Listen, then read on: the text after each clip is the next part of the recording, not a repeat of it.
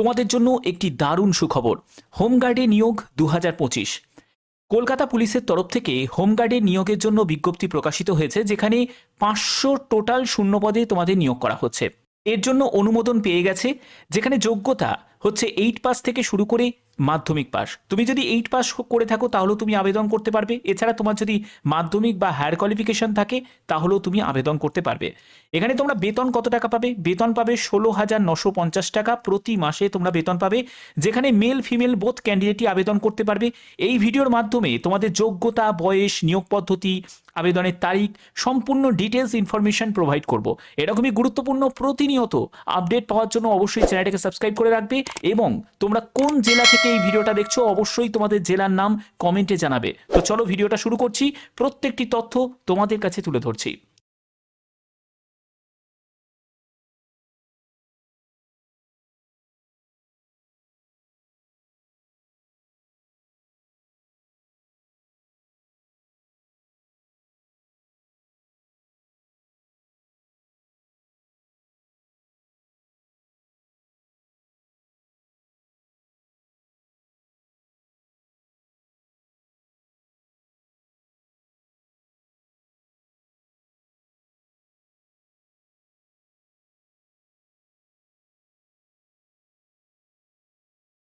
তো বন্ধুরা, আমি পিডিএফটা ওপেন করে নিয়েছি। এখানে তোমরা দেখতে পাচ্ছ যে Nabanna approve recruitment of 500 home guard in Kolkata police, 10% reserve for civic volunteer. অর্থাৎ সিভিক ভলেন্টিয়ার, এই যে নিয়োগ বিজ্ঞপ্তিতে সিভিক ভলেন্টিয়ারের জন্য 10% সংরক্ষণ রাখা হচ্ছে।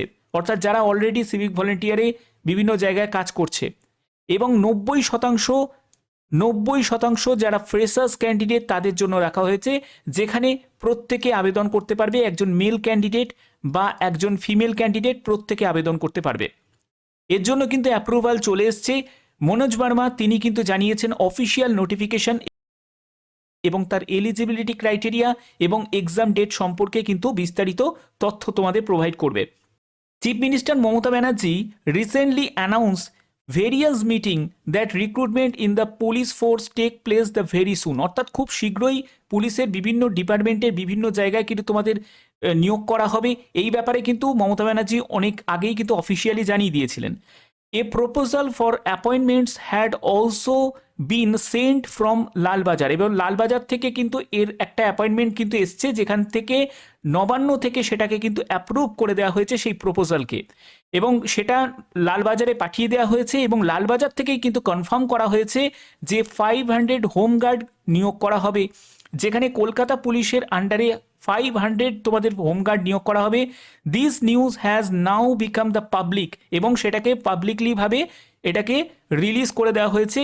Which is the great news employment opportunities. অর্থাৎ তো যেখানে তোমাদের বলা হচ্ছে যে according to the Lalbazar source থেকে জানা গেছে যে the recruitment will take place beginning the financial year. অর্থাৎ দেখো, ফিনান্সিয়াল ইয়ার অর্থাৎ এপ্রিল মাসে, আমরা এখান থেকে স্পষ্ট বুঝতে পারছি এপ্রিল মাস থেকেই কিন্তু তোমাদের প্রপার এখানে আবেদন কিন্তু শুরু হয়ে যাবে, তার জন্য নোটিফিকেশন রিলিজ করে দেবে। ঠিক আছে, এখানে বলছে যে police source indicate that the 10% post recruitment reserve for the civic volunteer. অর্থাৎ যারা অলরেডি কলকাতা পুলিশের সিভিক বা স্টেট পুলিশে যারা সিভিক ভলেন্টিয়ারে কাজ করছে তাদের জন্য 10% সংরক্ষণ রাখা হচ্ছে, এবং বাদবাকি যে 90% আছে সেই 90% হচ্ছে যারা ফ্রেশার্স ক্যান্ডিডেট তাদের জন্য। ওকে, এবার দেখো এখানে বলছে this has been mention in the appointment letter has result the 450 new individual hired, will the remaining 50 position will be filled by eligible civic volunteer already in service. অর্থাৎ এর মধ্যে মানে 50টা পোস্ট কিন্তু যারা অলরেডি সিভিক ভলেন্টিয়ারে বিভিন্ন জায়গায় কাজ করছে তাদের জন্য রাখা হয়েছে, এবং 450 মতো তারা ইন্ডিভিজুয়ালভাবে হায়ার করবে। তো এই ব্যাপারটাই কিন্তু এখানে উল্লেখ করেছে। কিন্তু সবথেকে গুরুত্বপূর্ণ বিষয়ে সেটা হচ্ছে তোমাদের এবার কিন্তু সিলেকশন করা হবে রিটিন এক্সামের ভিত্তিতে। অর্থাৎ 60 মার্কসের তোমাদের একটা রিটিন এক্সাম কিন্তু হবে। ঠিক আছে, যেটা কিন্তু তোমাদের জানানো হয়েছে যে নিয়োগের প্রক্রিয়ার ক্ষেত্রে কিন্তু একটা পরিবর্তন আনা হয়েছে। আচ্ছা, এবার তোমাদের কিছু গুরুত্বপূর্ণ তথ্য তোমাদের কাছে তুলে ধরবো যে এই হোমগার্ডের জন্য তোমাদের কেমন কি সিলেবাস থাকবে, কিভাবে তোমাদের রিক্রুট হবে, কি প্রসেস থাকছে, যোগ্যতা কি, বয়স কত, এই ব্যাপারটা সম্পূর্ণ ক্লিয়ার করব এই ভিডিওর মাধ্যমে। দেখো, এখানে তোমাদের বলে দিই যে এখানে তোমাদের যোগ্যতা যেটি প্রয়োজন সেটা হলো 8 পাস। তুমি যদি 8 পাস করে থাকো তাহলে তুমি হোমগার্ডের জন্য তুমি আবেদন করতে পারবে, এবং তোমরা যদি 10th পাস করে থাকো তাহলেও তুমি আবেদন করতে পারবে, বা উচ্চ মাধ্যমিক পাস হলেও তোমরা আবেদন করতে পারবে। তো অর্থাৎ বুঝতে পারছো যে হায়ার কোয়ালিফিকেশন যাই থাকুক না কেন তোমাদের মিনিমাম যোগ্যতা হচ্ছে 8 পাস, যদি পরিবর্তন না করে। ঠিক আছে, সম্ভবত পরিবর্তন না করারই কথা, যদি করে হয়তো সেটাকে 10th করতে পারে, বাট 8 অথবা 10th-এর মধ্যেই যোগ্যতা কিন্তু থাকবে। এই জায়গাটা কিন্তু ক্লিয়ার। এরপরে হচ্ছে তোমাদের দেখো যারা মেল ক্যান্ডিডেট তাদের কিন্তু হাইট ওয়েট কিন্তু চেক হবে, যেখানে হাইট হতে হবে মেল ক্যান্ডিডেটদের 160 সেন্টিমিটার, চেস্ট হতে হবে 76 সেন্টিমিটার, এবং 5 সেন্টিমিটার তোমাকে এক্সপেন্ড করতে হবে। ঠিক আছে, এবং ওয়েট হতে হবে 51 কেজি। তো এটা হলো মেল ক্যান্ডিডেটদের।